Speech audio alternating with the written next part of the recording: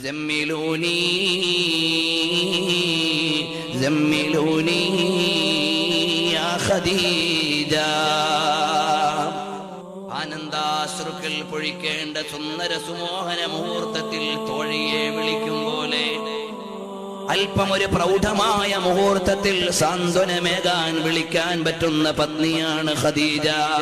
ഖദീജ റളിയല്ലാഹു അൻഹയുടെ അടുക്കലേക്ക് വന്നിട്ട് പറയുന്നു, ഓ ഖദീജ, നീണ്ടകാലത്തെ ഏകാന്തവാസത്തിനിടയിൽ നിന്ന് ഇന്ന് വിശേഷപ്പെട്ട ഒരു ആഭിമുഖ്യം കഴിഞ്ഞിട്ട് വരികയാണ്.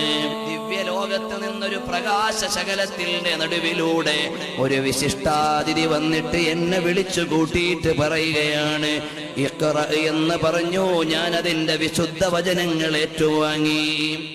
സ്നേഹസമ്പൂർണയായ കൂട്ടുകാരി ഖദീജത്തുൽ കുബ്രാ റളിയല്ലാഹു അൻഹ സാന്ത്വനിപ്പിച്ച് സമാധാനപ്പെടുത്തി കിടത്തിയിട്ട് പറയുകയാണ്, നിങ്ങൾക്ക് നല്ലതേ വരുള്ളൂ നബിയേ,